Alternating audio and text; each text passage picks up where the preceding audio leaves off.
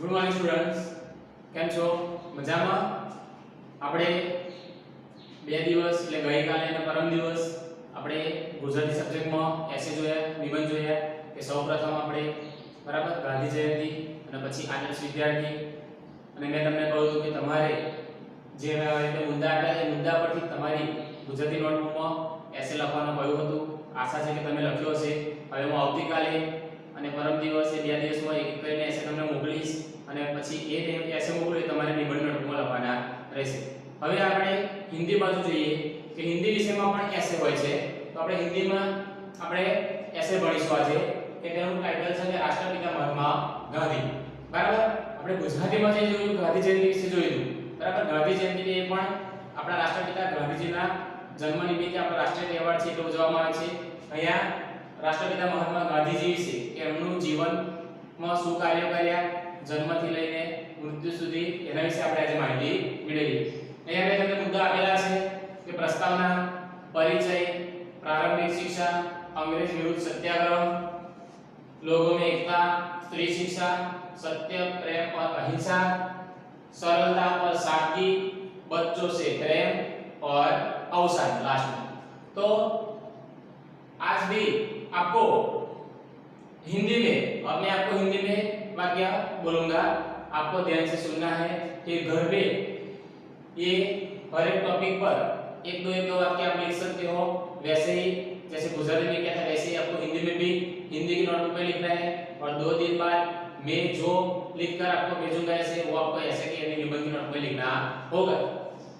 प्रस्तावना.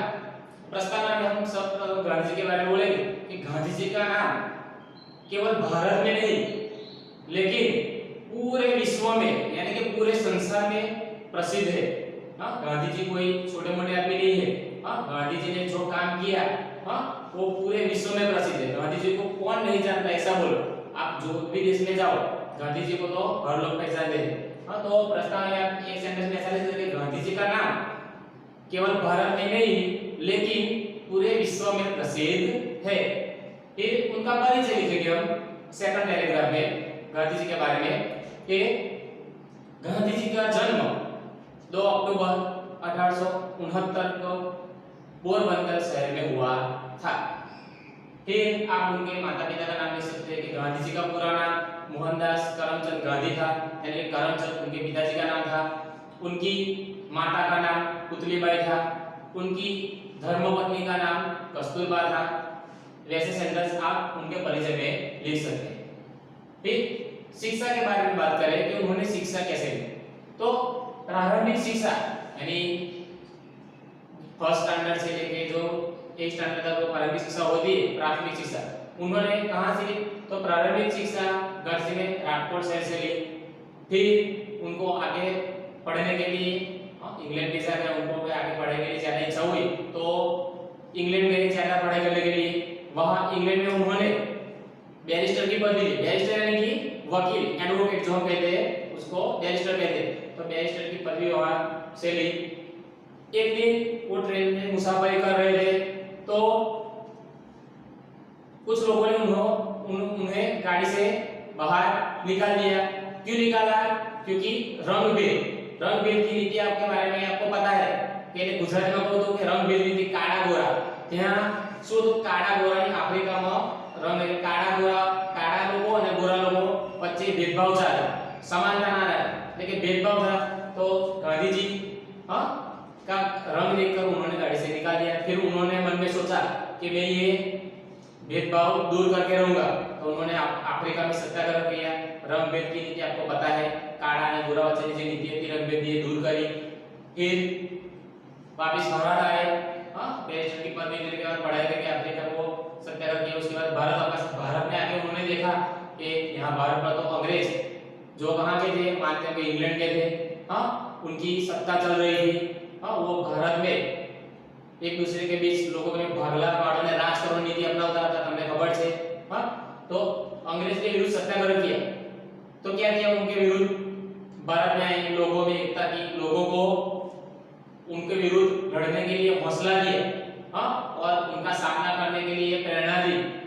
और फिर कुछ लोगों को लीडरशिप दे दी क्योंकि गांधी जी एक समय हर एक गांव में या हर एक शहर में पहुंच नहीं सकते, तो अलग अलग जगह पे अलग अलग नेता को खड़ा कर दिया और साथ दिया, आंदोलन किया, और आखिर में हम जानते हैं कि 15 अगस्त 1947 को हमारा भारत देश आजाद हो गया। लोगों में एकता, फिर आप जो आ गया वो आगे के वो खास किया कि हिंदू और मुसलमान, हम जानते हैं कि आज भी हिंदू और मुसलमान जो ऐसे कहते हैं कि उनके बीच झगड़े ज्यादा रहते हैं, हाँ, क्योंकि उनकी भारत में जो क्या है कि आबादी ज्यादा है, तो उन दोनों के बीच हमेशा लड़ाई रहती है। तो गांधी जी ने हिंदू और मुसलमानों को एक किया, हाँ, उसके लिए जो जो कार्य करना पड़े वो सभी कार्य उन्होंने किए। फिर हम मानते हैं कि जो समाज में निम्न जाति के लोग होते हैं, जैसे कि हरिजन शब्द हम यूज करते हैं, उनको भी आगे आने के लिए कई सारे कार्य गांधी जी ने किए। स्त्री शिक्षा, हमारे उनके जमाने में मान्यता थी कि पुरुष ही पढ़ाई करे, बच्चे जो लड़के वही पढ़ाई करे, लड़कियों को पढ़ाई के लिए नहीं भेजा जाता था स्कूल में, क्योंकि लोगों में मान्यता थी कि लड़की पढ़ाई करके क्या करेगी, उनको तो आखिर शादी करके ससुराल में जाना है, खाना ही बनाना है, तो उनको पढ़ाई किस काम की, तो वैसी सोच रखते थे लोग। तो उस समय में उस टाइम में गांधी जी ने स्त्री शिक्षा के लिए उत्तेजन दिया सबको, और लड़कियों को प्रवेश करवाया स्कूल में, हाँ, लोगों को घर घर जाके समझाया कि नहीं, लड़की भी पढ़ाई करने के लिए हकदार है, वो भी कुछ बन सकती है। तो उसके लिए बहुत सारे कार्य किए। सत्य, प्रेम और अहिंसा, ये तीन महत्व के जो टॉपिक है, सत्य, प्रेम और अहिंसा के गांधी जी हमेशा पुजारी रहे। पुजारी यानी कि उसकी जो मंदिर में जो आरती करते पुजारी, वैसे गांधी जी इन तीन टॉपिक पर हमेशा उनकी पूजा करते थे। सत्य में तो हमेशा कोई भी परिस्थिति हो जिंदगी में हमेशा सच बोलना है, वो चाहे कोई भी हो सामने, हाँ। प्रेम, सबके साथ प्रेम भाव से रहना है, और अहिंसा, अहिंसा यानी कोई भी पाप नहीं करना है, कोई भी गलत काम नहीं करना है। अगर हम कोई गलत काम करते, किसी का बुरा सोचते, तो वो एक प्रकार की हिंसा हुई। तो गांधी जी बिल्कुल ऐसा नहीं करते थे। सरलता और सादगी, उनके जीवन का ये भी एक दो महत्व के टॉपिक है कि सरलता और सादगी भरे जीवन। आप सब जानते हैं कि गांधी जी का पहरवेश यानी एक धोती थी। क्या गांधी जी के पास पैसे नहीं थे? नहीं, गांधी जी के पास बहुत पैसे थे। अंग्रेजों ने तो उनको उनकी टीम में शामिल होने के लिए बड़ी पोस्ट का भी ऑफर रखा था, लेकिन गांधी ने स्वीकार नहीं किया। गांधी जी को पता था कि नहीं, मैं मेरे देश के विरुद्ध नहीं जाऊंगा, मैं भारत देश को आजाद कराऊंगा, हाँ।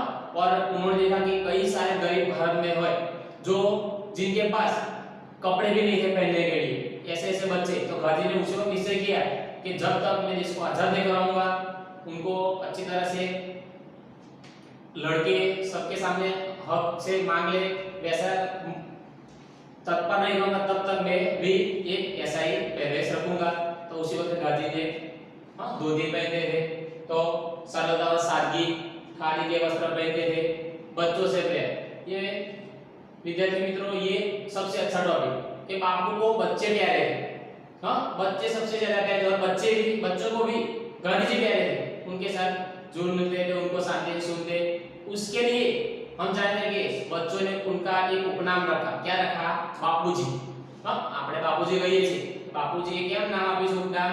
કારણ કે ગાંધીજી ने बाड़ा को प्यारा था, એટલે बच्चों ने प्रेम से गांधी जी को एक बापूजी से उपनाम दे दिया। और हमारे पूरे देश ने उनको राष्ट्रपिता का उपनाम दे दिया। हाँ, राष्ट्रपिता कहते हैं हम पूरे देश के पिता। लास्ट में अवसान, हम जानते हैं सभी कि 30 जनवरी 1948 को उनका अवसान हुआ था। एक भारतीय ही था जिसका नाम आपको पता है कि नाथूराम गोडसे ने उनको गोली मारकर हत्या कर दी। और कहते हैं कि जब गांधी जी का देह चला गया, देह छोड़ दिया अपना, अंतिम वक्त में एक शब्द निकला, हे राम। हाँ, ऐसा कहते हैं कि गांधी जी का अंतिम शब्द मरने से पहले क्या था? हे राम शब्द निकला। तो और अंत में हम उपसंहार दे सकते हैं कि गांधी जी से प्रेरणा लेकर हमें भी सत्य, प्रेम और अहिंसा जैसे गुण अपनाने चाहिए। तो विद्यार्थी मित्रों, અહીંયા આપણો ટોપિક રાષ્ટ્રપિતા મહાત્મા ગાંધીનું નિબંધ પૂર્ણ થાય છે। તમારી હિન્દી નોટબુકમાં આ મુદ્દા પરથી એસે લખવાનો પ્રયત્ન કરવાનો છે, 2 3 4 પેરેગ્રાફમાં, બરાબર? તમારી રીતે પછી હું 2 દિવસ પછી જે એસે મોકલીશ એ તમારે હિન્દીની ડિમાન્ડ નોટમાં લખવાનો રહેશે. હવે આગળનો એસે આપણે આગળના વિડિયોમાં જોઈશું. ત્યાં સુધી ધન્યવાદ.